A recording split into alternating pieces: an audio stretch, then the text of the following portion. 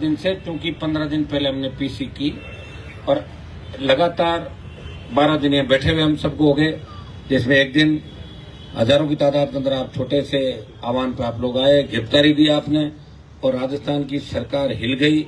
और मैं धन्यवाद दूंगा सोशल मीडिया के तमाम उन मेरे छोटे भाइयों का, साथियों का, जिन्होंने देश के अंदर कई बार ट्विटर पे, फेसबुक पे समय समय पे इस भर्ती को रद्द करने की बात की, ट्विटर ट्रेंड चलाए। और आरएलपी के साथ साथ तमाम जो संघर्ष समितियां हैं उनका भी धन्यवाद, वो किसी न किसी तरीके से इस आंदोलन की अगुवाई कर रही है। हमें तो दुख इस बात का कि जो लोग एसआई भर्ती और आरएस मुख्य पद से 18 आरपीसी पुनर्गठन की बात करके विधायक जीते, सत्ता में आए, वो सारी बातें भूल गए। कोई कहीं चला गया, कोई कहीं चला गया। क्या उनसे सवाल जवाब नहीं होते? उनसे भी सवाल जवाब होने चाहिए। मीडिया के लोग उनसे भी सवाल जवाब पूछेगा, आप छोड़ के क्यों भाग गए? आपका तो मुद्दा था, आप तो इसी मुद्दे पर आए थे, ये मुद्दा सबका था। मैंने तो इस मुद्दे के अंदर मेरे संघर्ष समिति के साथी बैठे हैं, इन्होंने मुझे कहा हनुमान जी आपको आना है, और मुझे नहीं पता कितने जल्दी बच्चे थक जाएंगे। मैंने कहा मैं आ रहा हूँ और आऊंगा, जब मैं फिर उठूंगा नहीं, मैं परमानेंट आपके साथ रहूंगा। यही मैंने आप लोगों को बोला था। जब टंकी पे 3 नौजवान चढ़े हमारे, तब मुझे पता किस तरह पे केस भी लगाया गया। नीचे जो साथी थे छोड़ के भाग गए, कोचिंग माफिया, बच्चों को डराना कि भाई तुम मत धरने पे मत जाना, तुम्हारे केस लग जाएगा। मैं धन्यवाद दूंगा कि 3, 4, 5 लोग संघर्ष समिति के और इनके साथ 150, 200 लोग रोज और हजारों की तादाद में संख्या बढ़ेगी। विश्वास जो बढ़ेगा क्यों त्यों इस धरने के अंदर संख्या भी बढ़ेगी। आज हमने आरएलपी परिवार को इसलिए बुलाया कि आप सब आते और शहीद स्मारक पे अपना स्टे रहता। हम ये रात्रिकालीन भी यही का कार्यक्रम रखते, 7-8 बजे हम रोज यहाँ से चले जाते हैं। और चूंकि आज ब्लैकआउट, पहले मॉक ड्रिल का समय था तो 1.5-2 घंटे हमने रोका, और ब्लैकआउट अभी 8:15, 8:30 बजे बता रहे हैं। तो वहां जाकर हम ये तय भी करेंगे कि इस कार्यक्रम में और ज्यादा बदलाव क्या किए जा सकते हैं। अगर आप सबकी मैं राय लूंगा, 5-5 मिनट के अंदर आप राय दे दोगे। अगर आपको लगेगा कि धरने को आगे पीछे भी करना पड़े तो मुझे कोई दिक्कत नहीं है। देश हित हमारे लिए सर्वोपरि, इसमें कोई दो राय नहीं। देश हित सर्वोपरि है, लेकिन देश हित के साथ साथ हमने जो मुद्दा उठाया ये भी हमारी इज्जत का सवाल है, ये भी हमारी इज्जत का सवाल है और वो भी हमारी इज्जत का सवाल है। मैं तो प्रधानमंत्री जी से पूछना चाहता हूँ कि ऑपरेशन सिंदूर आपको करना ही था तो 1 महीना पहले कर देते, ताकि कश्मीर में 27 लोगों को जान तो नहीं देनी पड़ती। अगर आपको करना ही था उरी और पुलवामा के बाद जो सर्जिकल स्ट्राइक, एयर स्ट्राइक किए, तो उससे पहले कर देते आप। तो आप क्या वेट करते हैं कि भाई 30 यहाँ के जब शहीद होंगे तो 40 हम उधर से मारेंगे? क्या कोई बात तो नहीं हो रही आपस में आप लोगों की? इस बात का भी देश की जनता जवाब मांग रही है, देश का नौजवान जवाब मांग रहा है। सर्वदलीय बैठक में आप हमसे इसलिए चिढ़ते हो कि हमारे जैसे लोग में सही बात नहीं बोलते। ये सिंगल मेंबर पार्टी 2/3 इनको बाहर रखो, 5 से ज्यादा जो एमपी उनको बुलाओ ताकि डरे हुए बैठे रहे और नाश्ता करके आ जाए वहां से। होगी 4 लोगों को बिठा के। तो सर्वदलीय बैठक का औचित्य ये होता है, अर्थ ये है कि सारे दल बैठक के अंदर है। तो हमें शौक नहीं बैठकों में जाने का, किसको टाइम इतना? भाई हमारा टाइम इस राजस्थान में चाहिए, दिल्ली में ज्यादा टाइम पिछली बार दिया, यहाँ आपकी हवा निकल गई, आपने 1 पे ले आए, 1 से 0 पे ले आए आप लोग।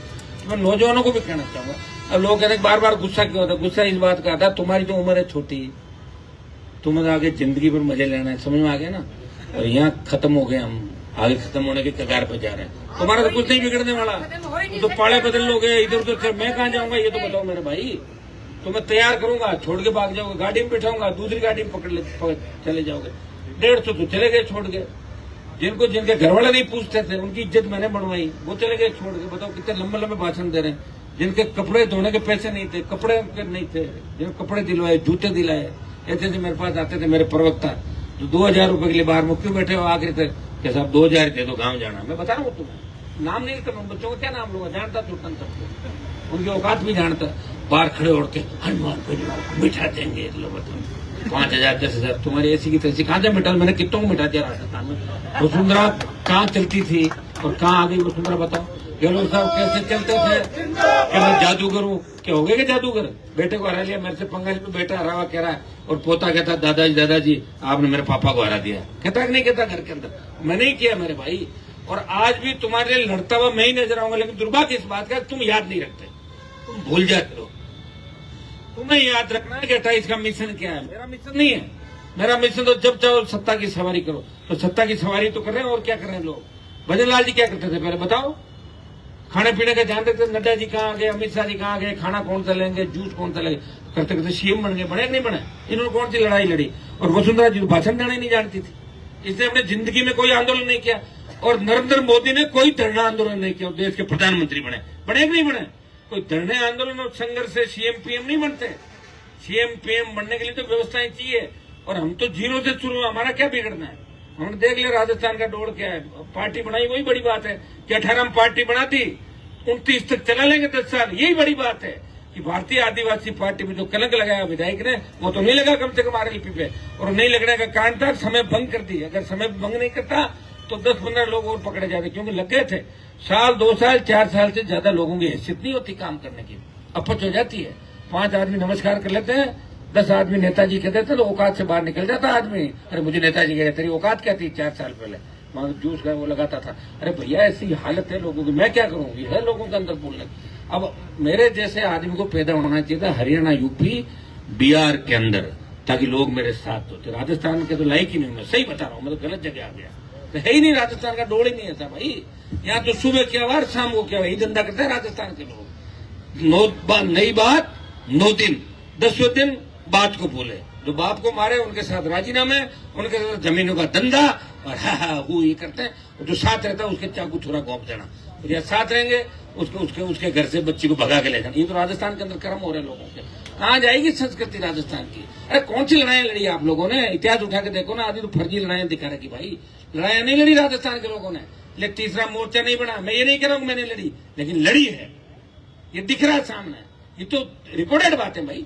18 में पार्टी बन दी 66 साल बाद, और 29 तक वो किसान के जवान किसान से किसी को तकलीफ नहीं दे रहा है, कोई जमीनों पर कब्जे नहीं करा रहा, गलत काम नहीं करा रहा, पेपर लीक नहीं करा रहा। और यहाँ जो पेपर लीक कराने वाला आदमी मुख्यमंत्री के दावेदार हो रहे हैं, कई मुख्यमंत्री बन रहे हैं, कई अपनी चीज को भुलाने का प्रयास कर रहे हैं। सारे लोगों पे कहीं न कहीं ईडी सीबीआई की कार्रवाई हुई।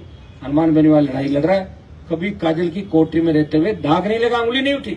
और वसुंधरा जी जिनके नाम की तूती बोलती थी, तमाम बड़े समाजों के लोग जो राजस्थान के, मैं बता दूं, जाट, राजपूत, ब्राह्मण, बढ़िया बड़े समाज राजस्थान के, मीणा गुजर, इनके नेताओं को मैं देखता था कि जब वसुंधरा निकलती थी किस तरह उनके पैरों में पड़ जाते थे। और मैडम की सैंडल उठाने के लिए एक बार 2-3 बड़ी जाति के मंत्रियों के सर भिड़ गए कि पहले सैंडल कौन उठाए, ताकि मैडम देख ले कि सैंडल इसने उठाई। आपने उठाई सैंडल, थैंक यू। तो बेचारा यही धंधा किया उन लोगों ने। तो मेरे से तकलीफ हो रहा, मैं तो मेरे दम पे लड़ रहा हूँ भाई। पहले बीजेपी वाला मेरे पीछे भाग रहे थे, मैंने अलायंस किया, बेचारों को करा दिए 25 पूरे, गहलोत के बेटे को हराया। और बीजेपी ने कहा हम हमारी वजह जीते। मैंने कहा छोड़ता हूँ तुम्हें, किसानों के लिए छोड़ा, और अगली बार 15 ले आओ तो बता देना। कांग्रेस आए, इनसे अलायंस किया, इन्होंने छुरा गोपा, बाड़मेर वाले को ले गए, फिर भी मैं जीता। और 15 नहीं आने दी, 14 पे भारतीय जनता पार्टी को रोक लिया। भाई भगवान की कृपा है मेरे ऊपर, ऐसे थोड़ी चलता कोई आदमी। इतने बड़ी बड़ी चुनौतियां, बड़े बड़े नेताओं से झगड़ा, अपराधियों से झगड़ा, जिसकी जान जोखिम में डालकर जो हर व्यक्ति के लिए लड़ता है, वो हनुमान बेनीवाल दोबारा इस राजस्थान को बार बार नहीं मिलते। और हर समाज चाहता है कि हमारे समाज में हनुमान जी जैसा नेता हो। वो तो दबे कुचले इस बात को कहते नहीं, बेचारे क्या कहे। कोई आदमी बात अपनी कहता है क्या? कोई व्यक्ति अपने घर की बात बाहर कहता है क्या? तो मेरे जैसे कम लोग हैं जो ये कहते हैं तुम्हें जगा रहे हैं, अपना टाइम खराब करे तुम्हारे लिए। तुम जगोगे कि नहीं जगोगे ये तो मुझे नहीं पता, लेकिन 28 का जो मिशन है, मेरी आखिरी लड़ाई इसलिए होगी कि 28 तक मैं लड़ूंगा तुम्हारे लिए सड़कों पे, और 28 से करूंगा मैं दिमाग से राजनीति, और 28 से करूंगा मैं दिल से राजनीति। इस बात को आज से ही नोट कर लेना। तो ये मेरा बयान है। तुम लोगों को देखते हुए, करते हुए, तुम कब समझोगे, कब हमारा लोकतंत्र का चौथा स्तंभ समझेगा, कब हमारी न्यायपालिका इस बात को सोचेगी। हाईकोर्ट को कहाँ आवश्यकता पड़ गई सरकार को फटकार लगाने की? कल परसों मंगा कर देता हाईकोर्ट ऐसा ही भर्ती को। क्या बच्चे सड़कों पर नहीं है? हाईकोर्ट सुप्रीम कोर्ट में अच्छे तो बहुत कानून बताते हैं, विधायिका को ये अधिकार नहीं, ये बिल वापस लौटाओ, तो ये भी तो करो।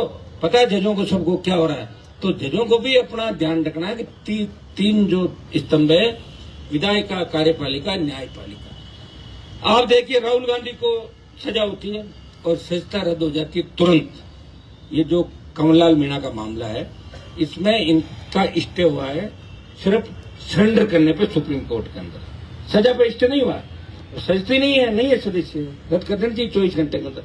बीजेपी की कथनी और करने के अंदर अंतर रहे, और कांग्रेस में दम नहीं राजस्थान के अंदर। कांग्रेस में तो ज्यादातर नेता दलाल है और दलाली करते हैं। जो महेश जोशी पकड़े गए, अगर सबको पकड़ना चाहोगे तो कांग्रेस में नेता ही नहीं मिलेंगे, दूसरी पार्टियों से नेता भेजने पड़ेंगे। दलाली का ही काम किया भाई दोनों पार्टियों ने मिलकर।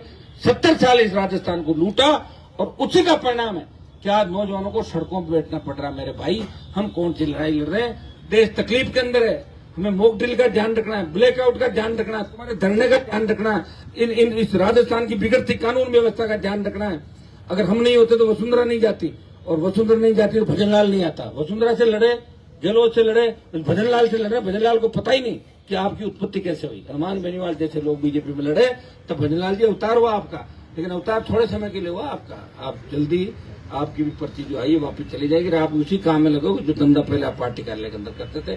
भाइयों, क्योंकि थोड़ी देर बाद अपन 2-3 मिनट बाद अपन चलेंगे, ब्लैकआउट का हमारा जो पालना उसकी भी हम करेंगे, मॉक ड्रिल की पालना करी। हमारे लिए देश पहले है और उसके बाद हमारी सारी जो चीजें वो उसके बाद है, लेकिन ऐसा ही बढ़ती है और इसको लेकर आंदोलन हमारा जारी रहेगा। घर जाने के बाद आधा घंटे बाद हम देख लेंगे इसको किस रूप में आगे हमें किया जाए, लेकिन तैयार रहना।